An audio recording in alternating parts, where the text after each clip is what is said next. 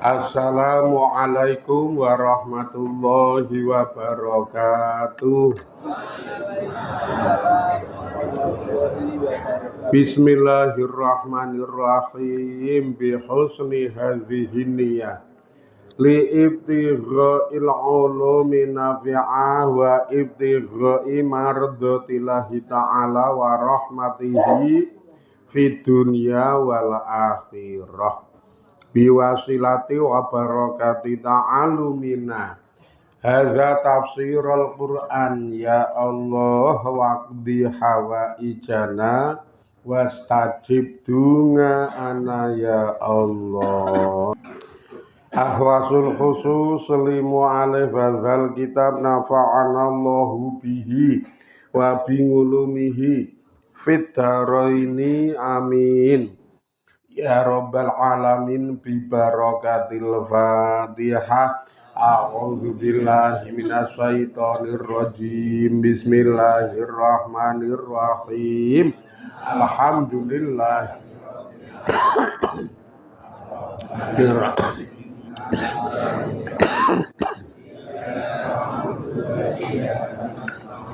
Ihdinas siratal mustaqim siratal ladzina an'amta 'alaihim ghairil maghdubi 'alaihim waladdallin amin.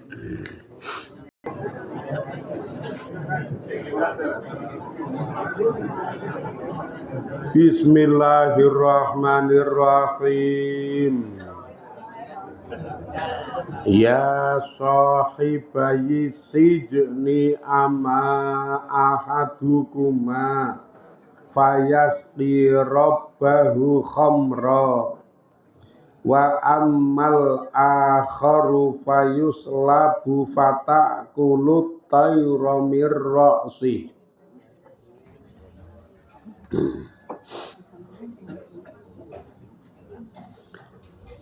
Fayuslabu fatakulut tayru mir ra'sihi qudiyal amrul ladzi fihi tastaftiyan.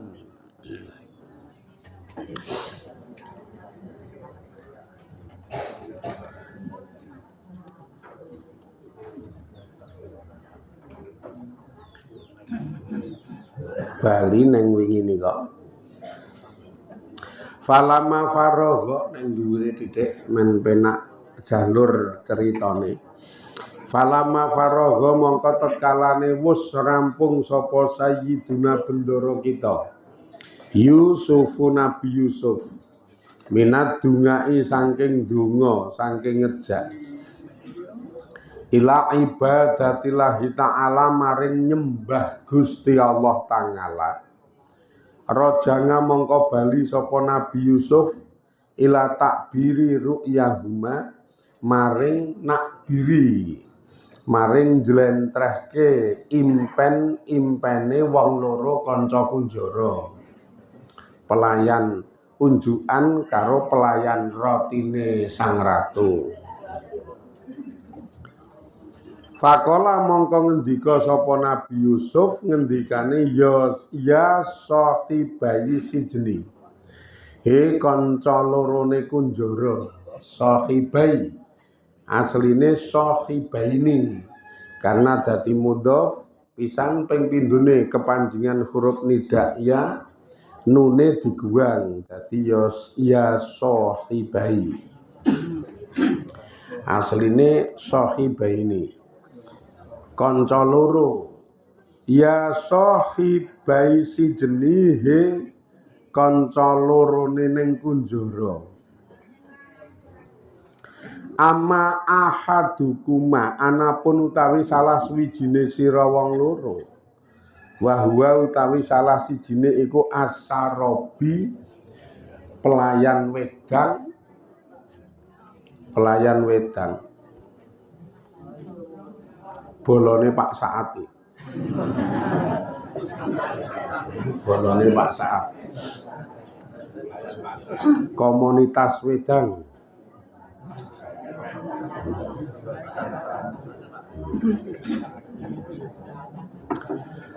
Fayaski mongko ngombeni sapa pelayan wedang robahu ing pengirane dheweke ae tegese sayyidahu ing bendarane dheweke khamron ing khamr.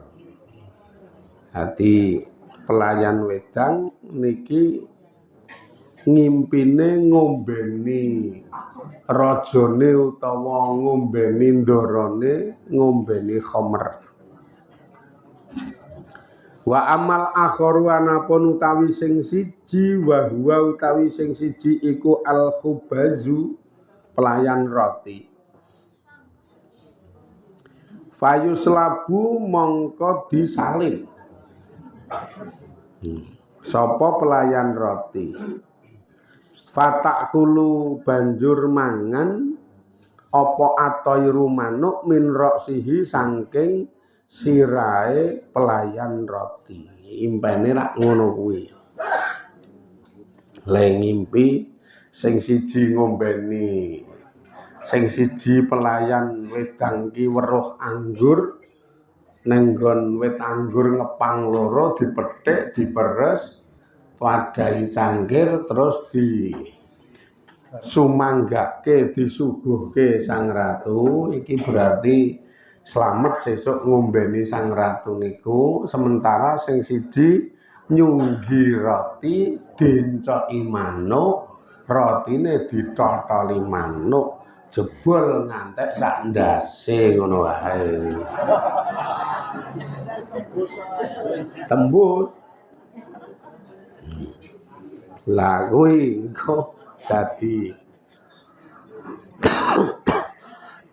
sing cilaka. Ruwiya diriwayatake anasaki sak temene utawi pelayan wedang iku lama koso tekalane ngisahake sapa pelayan wedang ru'yahu ing impene dheweke ngala Yusufa ing atase Nabi Yusuf. Kala mongko ngendika sapa Nabi Yusuf lahu maring pelayan wedang, ngendikane ma'ahsana buh banget baguse apa mabarang ra'aita kang ningali sapa sira.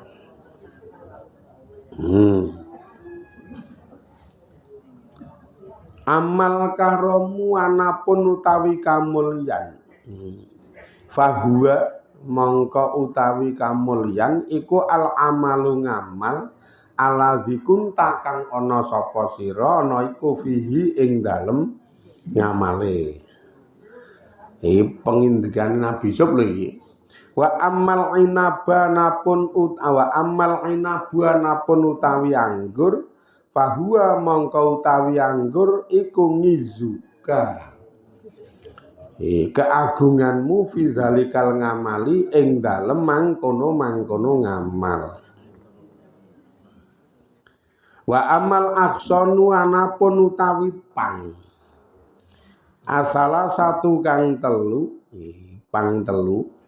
Fasalah satu ayamin mongko utawi telung dina iku yu jahu bakal diadepake ilaika maring sira.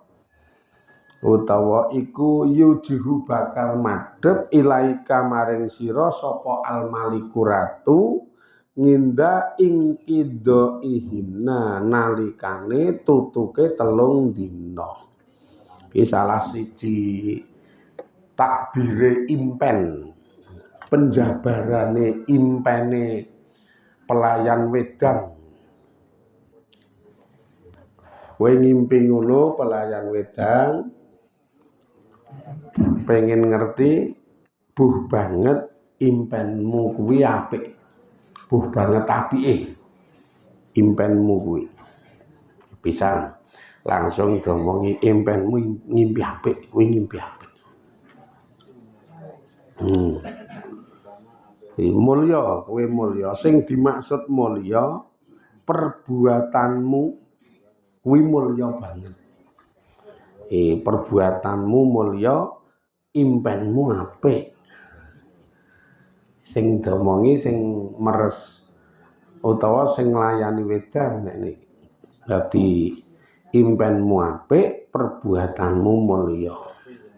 Salah satu jabarane oleh kaitan karo anggur iki kuwi kowe kok metik anggur utawa weruh anggur neng wit ngepang telu apa pira wingi kae kuwi keagunganmu maknane ngamalmu agung banget ketok njikokke anggur dipetik arep dienggo gaweke unjukan Sang Ratu mula le metik anggur kuwi keagunganmu utawa lehmu weruh anggur kuwi wis dadi tandha nek kowe agung iki. Nang nggon wit anggur ana pang telu, nang nggon wit anggur kono kuwi ana pang telu sesuai karo impenmu. Kuwi takbire utawa penjabarane 3 dina ke depan Sang Ratu bakal nemoni kowe. Iki 3 dina ke depan iki Sang Ratu bakal nemoni kowe. Wis entenono engko tutuke 3 dina rak kowe diparani Sang Ratu. Wah lah napa kok marani kula ya mbuh. Lah kok terus takon aku ya mbok menawa ngekeki rokok tenor apa. Lah kok ajeng napa. Ayo mbuh kok ya sing jelas iki nemoni kowe. Santai wae. Wah nggih napa wae lah. Iki takbire utawa penjabarane impenmu dik. Wa amal inabu anapun utawi anggur ala ngasorta kang meres sapa sira wana walta lan nyuguhke sapa sira al malika ing ratu fahuwa mongko utawi takbire iku ayuridu yen to ngarepake ka ing sira sapa ratu ilang ngamalika maring ngamalmu fatasiru mongko dadi sapa sira kama kaya barang kunta kang ana sapa sira bal asanu balik luwe bagus.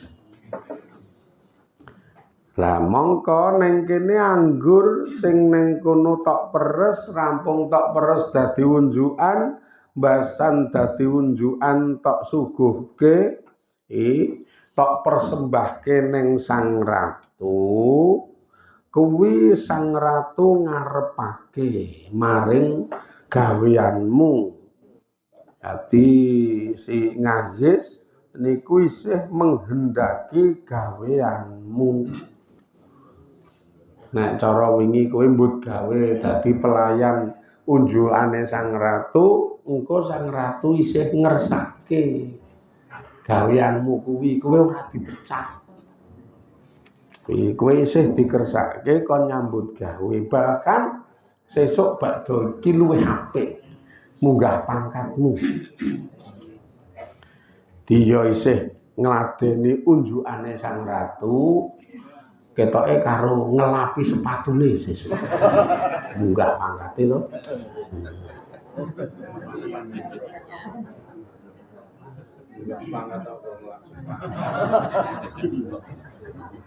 Lah jenenge nambahi nambahi keterangan bal asanu rak ya le ngento-ento gek isih setara ngladeni wedang rak ya karo ngelapi sepatu. Rada isih sandinge ngono lho. Utawa kowe bakal munggah pangkate sesuk ya ora gawe wedang, ora nyuguhke wedang, ning sesuk munggah pangkate mingkur kon mijeti Sang Ratu. Wis pokoke leren le gawe wedang tugasmu mijeti.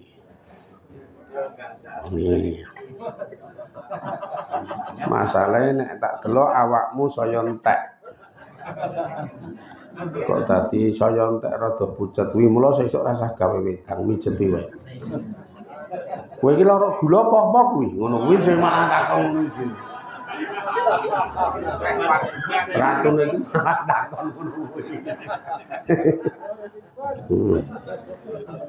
Wah ya aja tipes. Lara kok tipes iki saru, wis tuwa kok tipes. Nah, tipes ki penyebabe kokean mikir tuwa kok tipes ki mikir apa? Oleh wagu. Aja tipes wagu.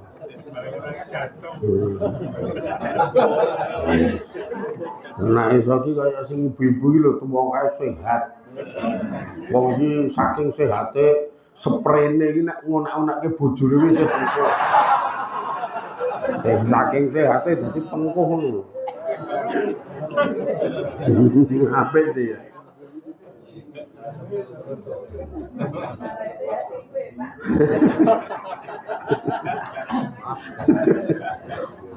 Bengok isih pengkuh ya. Malah bak dodonak-onakke sing megap-megap sing lanang. Sakake.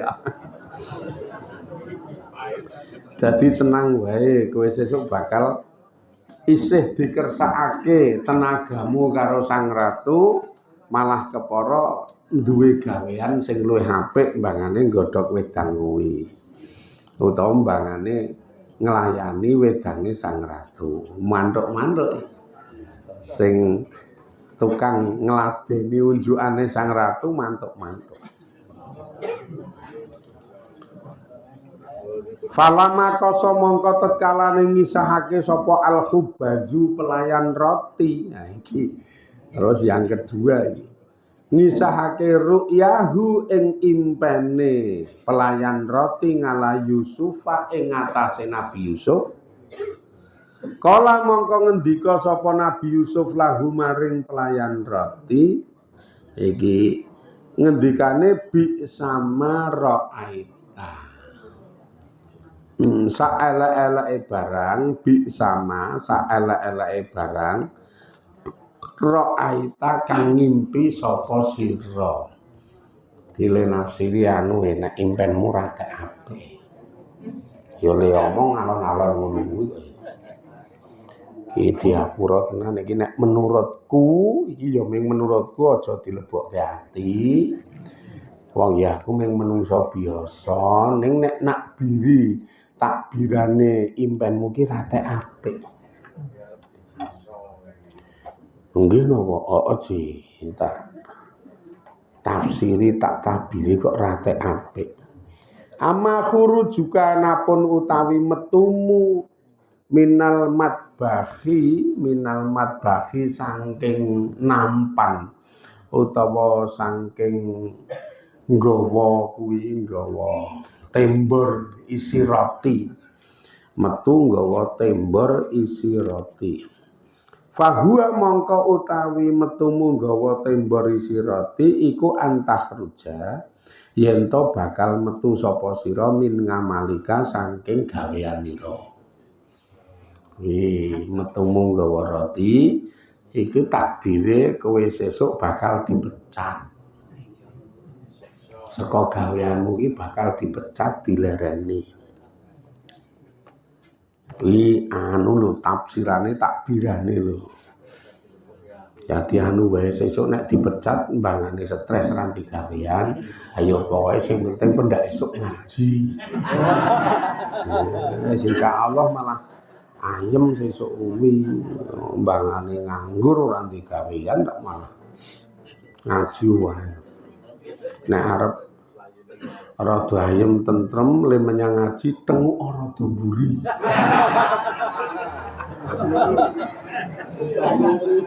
Rada ayem nek tenguk rada mburi kae rada. Ngaji ku angger kanca sing mburi-mburi nyenengke. Nyenengke. Bae nyenengke nek mburi. Lah kok nyenengke wong-wongan iki pokoke ndablek-ndablek ngene iki.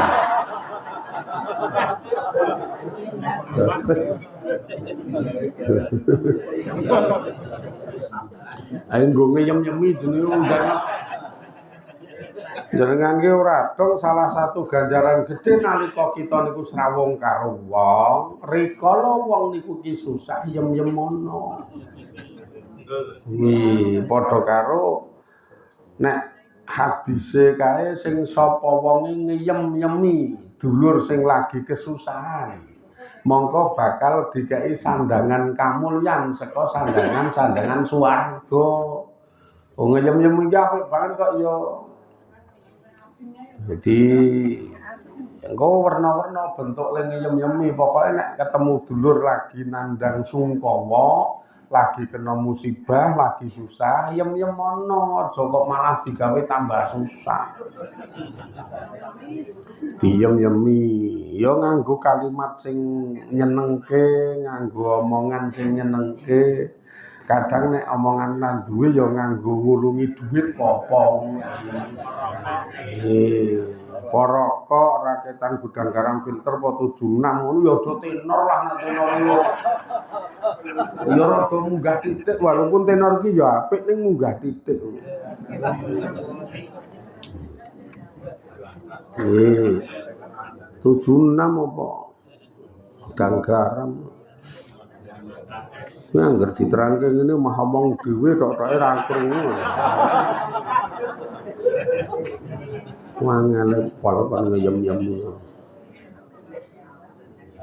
Ki kowe anu wis sesuk bakal dipecat. Wa amma salasu salaila anapun utawi telung iris. Iki kok dadi nggawa roti telung iris. Fahia mongko utawi roti telung iris iku salah satu ayamin telung dina takunu bakal ana sapa sira ana iku visi jeni ing dalem iki kunjara. Di kowe nggawa roti telung iris kuwi tafsire takdire neng kunjara kene iki suwene kowe mung telung dina. Nile nggawa roti telung iris ora ya maknane hebat iki sing iso ya ming Nabi Yusuf. Jenengan ra iso gathuk-gathuke ngene iki ra iso. Ming ora apalan. Nek jenengan iki ming apalan. Dadi wong magang enak iki ngen-ngene tafsire bakal kelangan ngono kuwi. Ning wong geguang kuwi tafsire bakal nemu ngono kuwi nek jenengan. Untune petil bakal kelangan salah siji keluarga apa sedulur niku walaupun ora mesti. Doyak-oyak ula iki berarti doyak-oyak wedokan. Iya tafsirane jenengan ora cetha. Ora cetha.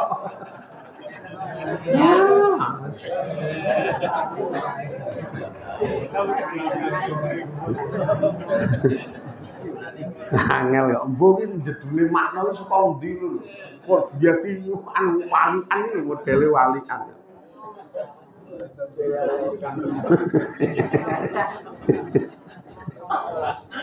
Tobat. Nek Nabi Yusuf ora iki lho. Sesuk nang kunjara kene kowe suwene ming bakal telung dina.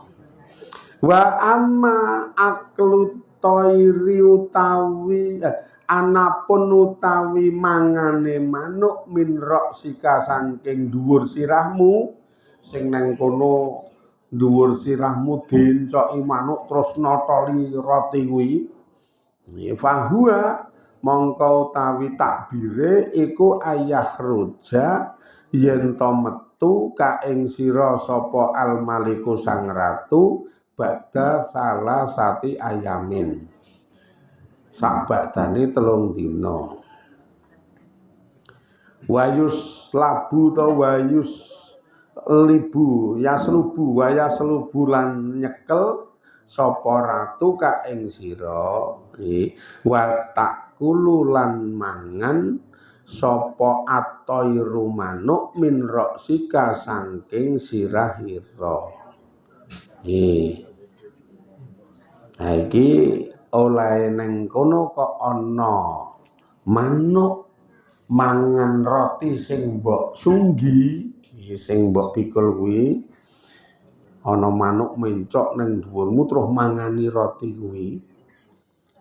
Kuwi tafsire utawa takbire sesuk sang ratu bakal metu nemoni awakmu 3 dina ke depan karena kowe ning kunjara mingkur 3 dina iki kok. Terus diparani sang ratu, akhirnya kowe digawa metu karo sang ratu, kowe disalib nang tengah lapangan. Jadi disalib nang tengah lapangan, terus nang kono sirahmu ditotoli manuk ngantek tekan mati.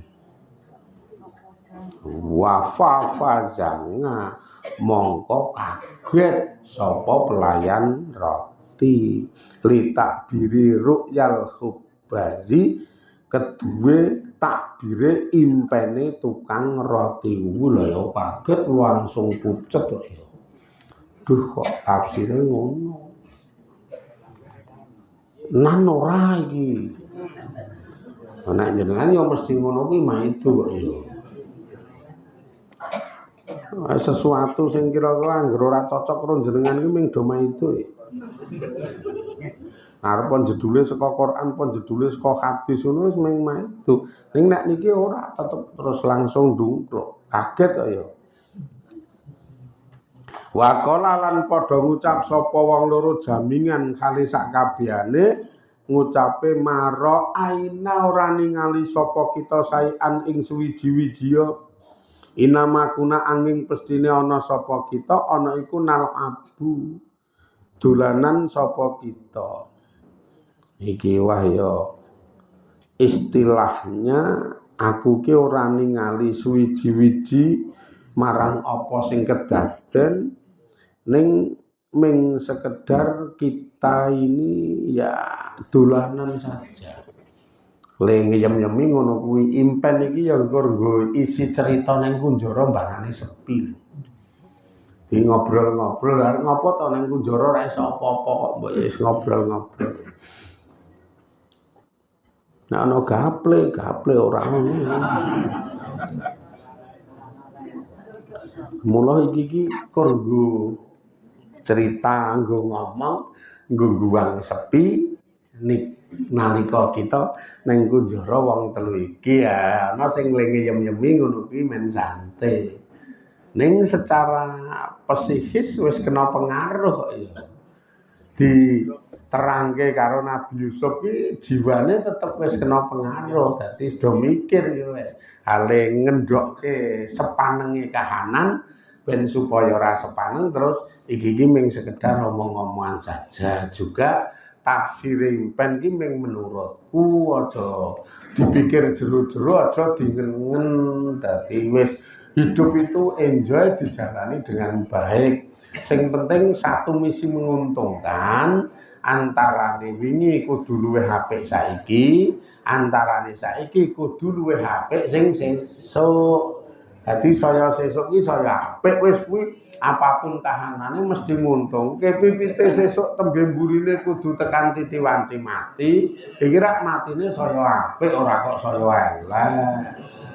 Lho nek jenengan do wis sak mingkare nyusun berbagai macam program-program urip sing urip kuwi saya akeh saya gedhe ngamal baguse. Wis ora usah dadak nganggo ngen-ngen, rasa dadak nganggo prasangka, rasa dadak nganggo kokean mikir sing aneh-aneh.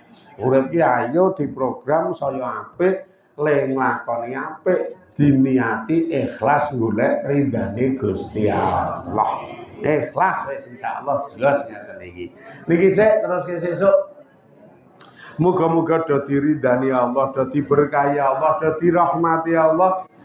Kaparingan pitulungan saged istiqomah ing ibadah, manfaat faedah sak kabehane donya akhirate. Ila akhirih wallahu a'lam walhamdulillahirabbil alamin. Assalamualaikum warahmatullahi wabarakatuh.